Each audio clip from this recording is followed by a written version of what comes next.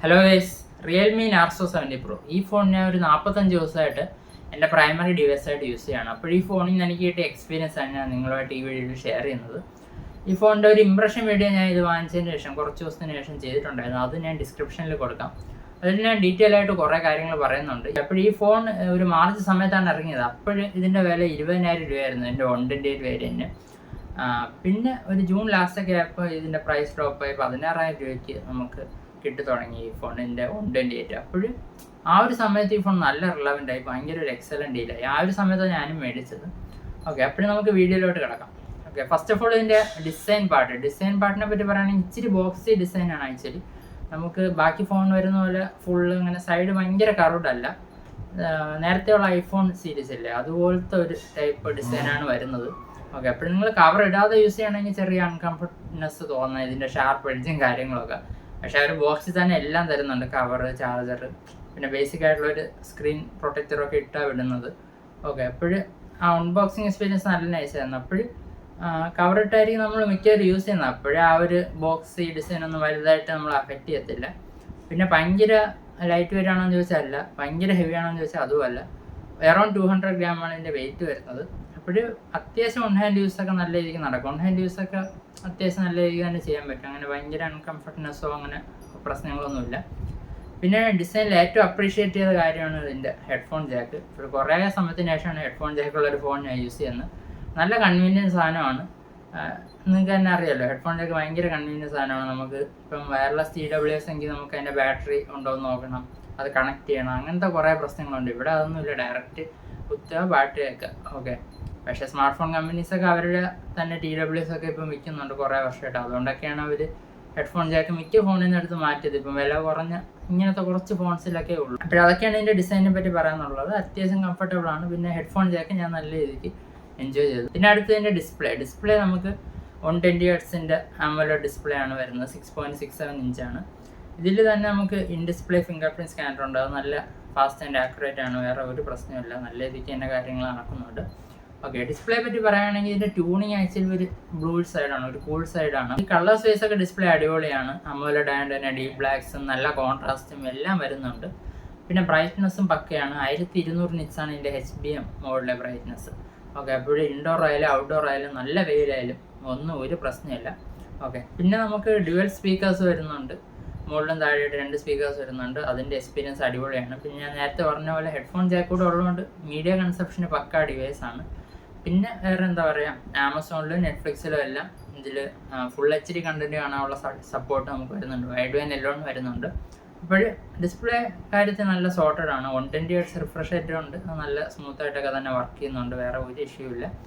Okay, അപ്പോൾ display part sorted ആണ്. പിന്നെ ഇതിൻ്റെ പെർഫോമൻസ് നമുക്ക് വരുന്ന MediaTek Dimensity 7050 ചിപ്സെറ്റ് ആണ്. അതിൻ്റെ കൂടെ തന്നെ നമുക്ക് UFS 3.1 ഫാസ്റ്റ് ആയിട്ടുള്ള സ്റ്റോറേജ് ആണ് വരുന്നത്. പിന്നെ LPDDR4 റാമാണ്. 8GB റാമാണ് 2 വേരിയൻറ്റിലും വരുന്നത്. സ്റ്റോറേജ് നമുക്ക് 128ഉം 256ഉം വരുന്നുണ്ട്. അപ്പോൾ ഞാൻ കഴിഞ്ഞ കുറച്ച് വർഷങ്ങളായിട്ട് ഫ്ലാഗ്ഷിപ്പ് മാത്രം യൂസ് ചെയ്യുന്ന ഒരാളാണ്, കൂടിയ ഫോൺസ് മാത്രം യൂസ് ചെയ്യുന്ന ഒരാളാണ്. അപ്പോൾ ഈ ഫോണിലോട്ട് എനിക്ക് വന്നപ്പോൾ എനിക്കങ്ങനെ ഭയങ്കര കുറവോ ഭയങ്കര ഇറിറ്റേറ്റിങ്ങോ അങ്ങനെ ഒന്നും തോന്നില്ല. ജനറൽ പെർഫോമൻസ് ഒക്കെ നൈസാണ്. ഈ ഫോണിൻ്റെ ആപ്പ് ഓപ്പണിങ് സ്പീഡായാലും കാര്യങ്ങളും അതൊക്കെ പക്കയാണ്, ഒരു പ്രശ്നമില്ല. പിന്നെ നിങ്ങൾക്ക് കാഷ്വലി ഗെയിമിങ് ചെയ്യാൻ പറ്റും. Dimensity 7050 എന്ന് പറയുമ്പോൾ ഒരു 6 ലക്ഷത്തിന് മേളിൽ ANTUTU സ്കോർ വരുന്ന ഒരു പ്രൊസസ്സറാണ്. ഒരു സ്മൂത്ത് പ്ലസ് എക്സ്ട്രീം നമുക്ക് നല്ല രീതിക്ക് PUBGയിൽ കളിക്കാൻ പറ്റും. 60 FPS ഗെയിം പ്ലേ അടിപൊളിയായിട്ട് കളിക്കാൻ പറ്റും. 55 കൂടി തന്നെയാണ് FPS എപ്പോഴും നിൽക്കുന്നത്. അങ്ങനെ ഭയങ്കര ഫ്രെയിം ഡ്രോപ്പോ കാര്യങ്ങളോ ഒന്നും ഞാൻ ഫേസ് ചെയ്തില്ല. ഓക്കെ, അപ്പോൾ കാഷ്വൽ ഗെയിമിങ്ങിന് നല്ല ഫോണാണ്. പിന്നെ ഹെവി ഗെയിമിങ്ങിന് അറിയാമല്ലോ, നമുക്ക് അണ്ടർ 20,000 ഫോൺസ് അങ്ങനെ ഹെവി ഗെയിമിങ്ങിനൊന്നും പറയാൻ പറ്റില്ല. അതിന് നിങ്ങൾ കുറച്ചുകൂടെ സ്പെൻഡ് ചെയ്ത് പോക്കോ X6 പ്രോയോ പോക്കോ F6ഓ അങ്ങനത്തെ ഫോൺസ് എടുക്കേണ്ടി വരും. സോഫ്റ്റ്വെയർ നിങ്ങൾക്ക് അറിയാമല്ലോ, റിയൽമി ഫോൺ ആയതുകൊണ്ട് റിയൽമി ആണ് വരുന്നത്. Android 14 ആണ്. ഇതിൽ ഇനി 2 വർഷത്തെ OS അപ്ഡേറ്റ് കിട്ടും നമുക്ക്. പിന്നെ 3 വർഷത്തെ സെക്യൂരിറ്റി പാച്ച് കിട്ടും. ഇപ്പോൾ Android 14 അപ്പോഴും Android 15, 16 കിട്ടും. ഇതിൽ ജനറൽ സോഫ്റ്റ്വെയർ എക്സ്പീരിയൻസ് നല്ലതാണ്. ഞാൻ നേരത്തെ പറഞ്ഞല്ലോ, പ്രൊസസ്സർ അത്യാവശ്യം നല്ലതാണ്. സോഫ്റ്റ്വെയർ ഒപ്റ്റിമൈസേഷൻ അത്യാവശ്യം നല്ലതൊക്കെ തന്നെ അവർ ചെയ്തിട്ടുണ്ട്. അപ്പോൾ അനിമേഷൻസും ആ കാര്യങ്ങളൊക്കെ അടിപൊളിയാണ്. ഫുൾ അനിമേഷൻസ് ഇല്ല എന്ന് വെച്ചാൽ നമ്മളിപ്പം ഒരു ആപ്പ് തുറന്നിട്ട് ഇപ്പം ജസ്റ്റർ വെച്ചാണ് ഇങ്ങനെ ക്ലോസ് ചെയ്യണമെങ്കിൽ അവിടെ അനിമേഷൻ ഇല്ല. പക്ഷേ സാധാ ആപ്പ് ഇങ്ങനെ ഓപ്പണിങ് ക്ലോസിങ് അതിലൊക്കെ അവർ അനിമേഷൻസ് നല്ല രീതിയിൽ കൊടുത്തിട്ടുണ്ട്. പിന്നെ ഫീച്ചർ റിച്ച് ആണ്, ഒരുപാട് ഫീച്ചേഴ്സ് ഉണ്ട്. അപ്പോൾ അവർക്ക് ഫയൽ ലോക്ക് എന്ന് പറഞ്ഞൊരു ഫീച്ചർ വന്നിട്ടുണ്ട് ആക്ച്വലി. അതിൽ നമുക്ക് കുറച്ച് ആപ്സൊക്കെ പ്ലേസ് ചെയ്യാം, നമുക്ക് ഇഷ്ടമുള്ള ആപ്പ് പ്ലേസ് ചെയ്യാം. പിന്നെ എന്താ പറയുക, കുറേ ഫയൽസും കാര്യങ്ങളൊക്കെ അവിടെ കൊണ്ടുപോയി അങ്ങനെ ഫീച്ചർ റിച്ചാണ്. പിന്നെ നല്ല രീതിക്ക് ക്ലീൻ ചെയ്തിട്ടുണ്ട് ഇവർ ഈ സോഫ്റ്റ്വെയർ. ഈ റിയൽമി നാർസോ 70 പ്രോയിൽ നല്ല രീതിക്ക് ക്ലീൻ ചെയ്തിട്ടുണ്ട്. മുമ്പത്തെ റിയൽമി ഫോൺസും ഇപ്പോഴത്തെ റിയൽമി ഫോൺസിലും മിക്ക ഫോൺസിലും നമുക്കുള്ള കംപ്ലൈൻ്റ് ആണ് ഈ സോഫ്റ്റ്വെയറുള്ള extra ads, hot apps, hot games, അങ്ങനത്തെ സംഭവങ്ങൾ. അങ്ങനത്തെ സംഭവങ്ങളൊന്നും ഇതിലില്ല. നല്ല ക്ലീൻ എന്ന് പറയാം. പക്ഷേ നിങ്ങൾ 2 സെറ്റിങ്സ് ഒന്ന് ഓഫാക്കേണ്ടി വരും, 2-3 സെറ്റിങ്സ് ഒന്ന് ഓഫാക്കേണ്ടി വരും. അതെന്താണെന്ന് വെച്ചാൽ ഞാൻ ഇപ്പോൾ സ്ക്രീനിൽ കാണിക്കാം. അത് നിങ്ങൾ ഹോം സ്ക്രീൻ ലോങ് പ്രസ് ചെയ്ത് മോർ എന്നൊരു ഓപ്ഷൻ ഉണ്ട്, അവിടെ പോവുക. അവിടെ നിങ്ങൾ ഗ്ലാൻസ് എന്നൊരു സംഭവം ഉണ്ട്, അത് ഓഫാക്കി ഇടണം. അതെന്ന് വെച്ചാൽ ലോക്ക് സ്ക്രീനിൽ അത് ഓഫാക്കിയില്ലെങ്കിൽ നമുക്ക് ലോക്ക് സ്ക്രീനിൽ വാൾപേപ്പർ സജഷനോ അതൊക്കെ വരും. പിന്നെ ഗ്ലോബൽ സെർച്ച് എന്നൊരു സംഭവം എന്ന് വെച്ചാൽ നമ്മൾ മിഡിൽ നിന്ന് സ്വൈപ്പ് ഡൗൺ ചെയ്യുമ്പോൾ എന്താണ് വരേണ്ടതെന്നൊരു ഓപ്ഷൻ, അങ്ങനെ ഒരു സംഭവം ഉണ്ട്. അത് നമ്മൾ ഡിഫാൾട്ടായിട്ട് ഗ്ലോബൽ സെർച്ച് ആയിരിക്കും കിടക്കുന്നത്. അത് മാറ്റി നിങ്ങൾ നോട്ടിഫിക്കേഷൻ ആക്കണം. അല്ലെങ്കിൽ നമ്മൾ മിഡിൽ നിന്ന് സ്വൈപ്പ് ചെയ്യുമ്പോൾ ആപ്സ് ഒരു സെർച്ച് ബട്ടണിലോട്ടാണ് പോകുന്നത്, അവിടെ നമുക്ക് ആപ്പ് റെക്കമെൻഡേഷൻ അങ്ങനത്തെ കാര്യങ്ങൾ വരും. പിന്നെ വേറൊരു സംഭവം വെച്ചാൽ disable search on home screen എന്നൊരു സംഭവമുണ്ട്, അതുകൂടെ ഒന്ന് ഓഫാക്കിയിടുക. ഇത് 3 ഓഫാക്കിയാൽ പിന്നെ പക്ക ക്ലീൻ എക്സ്പീരിയൻസ് ആയിരുന്നു. വേറെ എക്സ്ട്രാ ആഡ്സോ ഒന്നുമില്ല. പിന്നെ 2-3 ആപ്സ് എക്സ്ട്രാ ഇൻസ്റ്റാൾഡ് ആയിട്ട് വന്നായിരുന്നു, പക്ഷേ അതും എല്ലാം ലിങ്ക്ഡിൻ അങ്ങനത്തെ പോലത്തെ ആപ്സാണ്, അങ്ങനെ ചവർ ആപ്സോ ഒന്നുമില്ല. ഒരു സോഫ്റ്റ്വെയർ വൈസ് റിയൽമി ഈ ഫോണിൽ നല്ല രീതിക്ക് അവർ ക്ലീൻ ചെയ്തിട്ടുണ്ട്. ഈ സെറ്റിങ്സ് കൂടെ നിങ്ങൾ ഓഫാക്കുകയാണെങ്കിൽ പിന്നെ ഒന്നും പേടിക്കേണ്ട, പക്കയാണ്. പിന്നെ ഇതിൻ്റെ ക്യാമറാസ് നമുക്ക് ബാക്ക് നോക്കുമ്പോൾ 4 ക്യാമറ ഉണ്ടെന്ന് തോന്നും, പക്ഷേ 2 നമുക്ക് യൂസ്ഫുൾ ആയിട്ട് വരുന്നത്. 50 മെഗാ പിക്സലിൻ്റെ മെയിൻ ക്യാമറ, പിന്നെ 8 മെഗാ പിക്സലിൻ്റെ അൾട്രാ വൈഡ് ക്യാമറ, പിന്നെ ഫ്രണ്ടിൽ ഒരു 16 മെഗാ പിക്സലിൻ്റെ സെൽഫി ക്യാമറ ഉണ്ട്. മെയിൻ സെൻസർ അടിപൊളിയാണ് കേട്ടോ. ഇതിൻ്റെ സോണി IMX890 ആണ് വരുന്നത്. അത് നമുക്ക് ഇച്ചിരി കൂടെ വില ഒക്കെ കൂടിയ ഫോൺസിലൊക്കെ യൂസ് ചെയ്യുന്ന സെൻസറാണ്. ഫോട്ടോസിന് ഈ ഫോൺ അടിപൊളിയാണ്, ഫോർ ദ പ്രൈസ് നല്ലതാണ്. ഇപ്പോൾ IMX890 ആയതുകൊണ്ട് തന്നെ നല്ല ഡീറ്റെയിലും കാര്യങ്ങളൊക്കെ വരുന്നുണ്ട്, വേറെ ഇഷ്യൂസൊന്നുമില്ല. പിന്നെ ഈ ഒരു പ്രൈസിനനുസരിച്ച് നമുക്കിങ്ങനെ ഭയങ്കര കൺസിസ്റ്റൻറ്റ് ക്യാമറ പ്രതീക്ഷിക്കാൻ പറ്റില്ല, പക്ഷേ മിക്ക സമയത്ത് ഇത് കൺസിസ്റ്റൻ്റ് ആണ്. ചെറിയ ഇഷ്യൂസ് അവിടെ ഇവിടെയൊക്കെ ഉണ്ട്, എന്ന് വെച്ചാൽ ചിലപ്പോൾ ഒക്കെ പോർട്രേറ്റ് ഇടുമ്പോൾ HDR വർക്ക് ആകത്തില്ല, വൈറ്റ് വാഷ് അടിച്ച് കളയും. പിന്നെ ചിലയിടത്തൊക്കെ ഓവർ ഷാർപ്പനിങ് വരുന്നുണ്ട്, മനസ്സിലായി, ചിലയിടത്തൊക്കെ ഓവർ എക്സ്പോസ്, അങ്ങനത്തെ ചെറിയ ചെറിയ പ്രശ്നമുണ്ട്. പക്ഷേ ഫോർ ദ പ്രൈസ് ഡീറ്റെയിലും ക്വാളിറ്റി ഒക്കെ നോക്കുകയാണെങ്കിൽ മിക്ക സമയം നല്ല ഫോട്ടോ തന്നെ ഇത് എടുത്ത് തരുന്നുണ്ട് ഇതിൻ്റെ മെയിൻ സെൻസർ.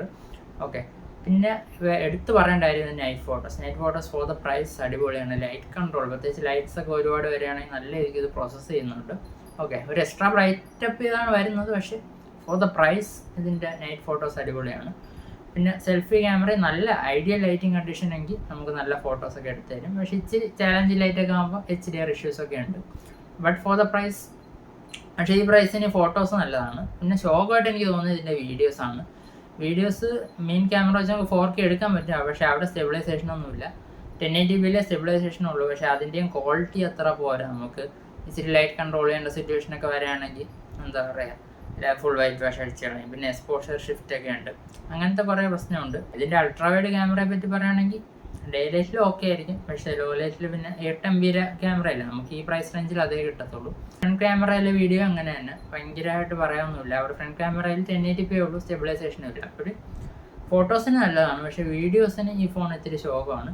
പിന്നെ ഈ പ്രൈസ് റേഞ്ചിൽ നമുക്കങ്ങനെ ഭയങ്കര കിട്ടില്ല വീഡിയോ ക്യാമറ ഫോൺസ് ഒന്നും കിട്ടാറില്ല. പക്ഷേ IQ Z9 ഇതിനേക്കാളും ബെറ്റർ ആയിരിക്കും വീഡിയോയുടെ കാര്യത്തിൽ, പക്ഷേ ഫോട്ടോസിന് ഇത് നല്ലതാണ്. ഓക്കെ, പിന്നെ ഇതിൻ്റെ ബാറ്ററി ചാർജിങ് കോംബോ അത് ഈ പ്രൈസ് റേഞ്ചിൽ ബെസ്റ്റ് എന്ന് തന്നെ പറയണം. 5000 mAh ബാറ്ററി ഉണ്ട്, 67 വാട്ടിൻ്റെ ചാർജിങ് നമുക്ക് കിട്ടുന്നുണ്ട്. ചാർജിങ്ങിൻ്റെ കേസ് പറയുകയാണെങ്കിൽ 20 മിനിറ്റൊക്കെ ചാർജ് ചെയ്താൽ 50% ആവും, ഒരു 50 മിനിറ്റിൽ നമുക്ക് 100% ആവും. ബാറ്ററി ബാക്കപ്പ് ഒരു ദിവസം നല്ല രീതിയിൽ കിട്ടുന്നുണ്ട്.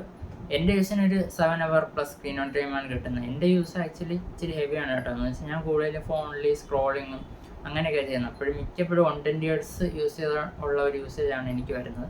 പക്ഷേ നിങ്ങൾ കൂടുതൽ വീഡിയോ അതൊക്കെ കാണുകയാണെങ്കിൽ നിങ്ങൾക്ക് ഇതിനേക്കാളും ബെറ്റർ ബാറ്ററി ലൈഫ് കിട്ടും. ഓക്കെ, ബാറ്ററി ലൈഫ് എന്ന് വെച്ചാൽ ഭയങ്കര സബ്ജക്റ്റീവ് ആയിട്ടുള്ള കാര്യമാണ്, നിങ്ങൾ എങ്ങനെ യൂസ് ചെയ്തോ അതുപോലെ ആയിരിക്കും. പക്ഷേ ഇവിടെ നിങ്ങൾക്ക് എന്തായാലും ഒരു ദിവസത്തെ ബാറ്ററി ബാക്കപ്പ് കിട്ടും, വേറെ പ്രശ്നമൊന്നുമില്ല. ഓക്കെ, പിന്നെ കോൾ ക്വാളിറ്റി, നെറ്റ്വർക്ക് റിസപ്ഷൻ ആ കാര്യത്തിലൊന്നും ഞാൻ ഒരു ഇഷ്യൂം ഫേസ് ചെയ്യില്ല. അപ്പോൾ ഓവറോൾ ഈ ഫോൺ നല്ലൊരു ബാലൻസ്ഡ് പാക്കേജാണ്. പക്ഷേ നിങ്ങൾ പ്രൈസ് നോക്കി എടുക്കുക. ഇനി ഈ ഫോണിന് ഒരു 20,000 കൊടുത്തൊന്നും എടുക്കരുതെന്ന് ഞാൻ പറയത്തുള്ളൂ. നിങ്ങൾക്ക് ഒരു 16,000 രൂപയ്ക്ക് ഇതിൻ്റെ 120 കിട്ടുകയാണെങ്കിൽ നല്ല പ്രൈസിങ് ആണ്. ചിലപ്പോൾ അതിലും കുറഞ്ഞ് കിട്ടാറുണ്ട്. പിന്നെ 256 അല്പം കൂടെ എക്സ്പെൻസീവ് ആയിരിക്കും, യൂഷ്വലി 1000 രൂപ കൂടുതലായിരിക്കും. അപ്പോഴും നിങ്ങൾക്ക് ആ ഒരു 1000 എക്സ്ട്രാ ഇടാൻ പറ്റുമെങ്കിൽ അത് 256 തന്നെ എടുക്കുക, കാരണം എക്സ്ട്രാ സ്റ്റോറേജുള്ള എപ്പോഴും നല്ലതാണ്. പിന്നെ ഇതിൻ്റെ കോമ്പറ്റീഷനായിട്ട് CMF ഫോൺ ഉണ്ട്, എന്ന് വെച്ചാൽ നത്തിങ്ങിൻ്റെ തന്നെ സബ് ബ്രാൻഡാണ് CMF, അവരുടെ ഫോണുണ്ട്. അപ്പോൾ അതിൽ നിങ്ങൾക്ക് മെയിൻ ഹൈലൈറ്റ് ആയിട്ട് കിട്ടുന്ന അതിൻ്റെ സോഫ്റ്റ്വെയർ എക്സ്പീരിയൻസ് ആണ്. ഭയങ്കര ക്ലീനും നല്ല കിട്ടുന്ന സോഫ്റ്റ്വെയർ എക്സ്പീരിയൻസ് ആണ്. പക്ഷേ ഇതിൽ ഞാൻ പറഞ്ഞല്ലോ 1-2 സെറ്റിങ്സ് നിങ്ങൾക്ക് ഓഫ് ആക്കുകയാണെങ്കിൽ ഇതിലും ക്ലീൻ എക്സ്പീരിയൻസ് തന്നെയാണ്. പക്ഷേ അതിൻ്റെ ആ ഫോൺസിൽ വേറെ കുറച്ച് പ്രശ്നമുണ്ട്. എന്ന് വെച്ചാൽ നമ്മൾ എക്സ്ട്രാ ചാർജർ മേടിക്കേണ്ടി വരും. പിന്നെ ഫോട്ടോസ് ഇതിൻ്റെ അത്ര നല്ലതല്ല. ഇതിൽ നമുക്ക് ഒപ്റ്റിക്കൽ ഇമേജ് സ്റ്റെബിലൈസേഷനും കാര്യങ്ങളൊക്കെ കിട്ടുന്നുണ്ട്. അതിലതൊന്നുമില്ല. ഇതിൻ്റെ സെൻസർ ബെറ്റർ ആണ്. പിന്നെ വേറെ കാര്യം വെച്ചാൽ അതിൽ ഹെഡ്ഫോൺ ജാക്കില്ല. അപ്പോഴങ്ങനെ കുറച്ച് പ്രശ്നം ആ ഫോണിനുണ്ട്. ഇതിനേക്കാളും കുറച്ചുകൂടെ എക്സ്പെൻസീവ് ആയിട്ടുള്ള ഒരു ഓപ്ഷനാണ് IQ7. അപ്പോൾ അത് എടുക്കുകയാണെങ്കിൽ നിങ്ങൾക്ക് കിട്ടുന്ന ബെനിഫിറ്റ്സ് എന്ന് വെച്ചാൽ കുറച്ചുകൂടെ ബെറ്റർ പ്രോസസ്സറും പിന്നെ കുറച്ചുകൂടെ ബെറ്റർ വീഡിയോ ക്യാമറയാണ്. മനസ്സിലായത്. പക്ഷേ പ്രൊസസ്സർ പെർഫോമൻസ് വൈസ് നോർമൽ യൂസിനൊക്കെ ഇതിൻ്റെ പ്രൊസസ്സർ നല്ലതാണ്. പിന്നെ ആ ഫോണിലുള്ള പ്രശ്നം എന്ന് വെച്ചാൽ ഹെഡ്ഫോൺ ജാക്കില്ല. പിന്നെ സോഫ്റ്റ്വെയറിൽ ആഡ്സും കാര്യങ്ങളൊക്കെ കൂടുതലാണ്. ഓക്കെ, അപ്പോൾ ഇതിൻ്റെ പ്രൈസിങ് ഓഫർ യൂഷ്വലി വരുന്നതെന്ന് വെച്ചാൽ കൂപ്പൺ ഡിസ്കൗണ്ട് ആണ്. എന്ന് വെച്ചാൽ നമ്മൾ പ്രോഡക്റ്റ് ലിങ്ക് ആമസോണിൽ ഓപ്പൺ ചെയ്ത് അല്പം സ്ക്രോൾ ഡൗൺ ചെയ്യുമ്പോൾ കൂപ്പൺ ഡിസ്കൗണ്ട് എന്നൊരു സംഭവമാണ്. അപ്പോൾ അത് അപ്ലൈ കൊടുക്കുമ്പോൾ തന്നെ നമുക്ക് ആ ഒരു പ്രൈസിന് കിട്ടും. അല്ലാതെ കാർഡിൻ്റെ പരിപാടിയൊന്നുമില്ല. അപ്പോൾ എല്ലാവർക്കും അവൈൽ ചെയ്യാൻ പറ്റുന്ന ഒരു ഡിസ്കൗണ്ട് തന്നെയാണ് ഇതിലെപ്പോഴും വരുന്നത്. ഓക്കെ, അപ്പോൾ ഇതിൻ്റെ ബൈയിങ് ലിങ്ക് ഞാൻ ഡിസ്ക്രിപ്ഷനിൽ കൊടുക്കാം. ഓക്കെ, അപ്പോൾ നിങ്ങളെ പ്രയോറിറ്റി അനുസരിച്ച് ഒരു ഫോൺ സെലക്ട് ചെയ്യുക. ഞാൻ പറഞ്ഞല്ലോ CMF ഫോണുണ്ട്, IQ7 ഒക്കെ ഉണ്ട്. പക്ഷേ അതിലും അതിൻ്റേതായ കുറച്ച് പ്രശ്നങ്ങളുണ്ട്. ഈ ഫോൺ നല്ല ഒരു ബാലൻസ്ഡ് ഫോണാണ്. ഓക്കെ, അപ്പോൾ ഈ ഒരു 16-17 രൂപയ്ക്ക് കിട്ടിയാൽ ഡെഫിനറ്റ്ലി ഇത് നിങ്ങൾക്ക് കൺസിഡർ ചെയ്യാം. വേറെ ഒരു പ്രശ്നമില്ല. നല്ല ഓൾറൗണ്ടർ ആയിട്ടുള്ള ഒരു ഫോണാണ്.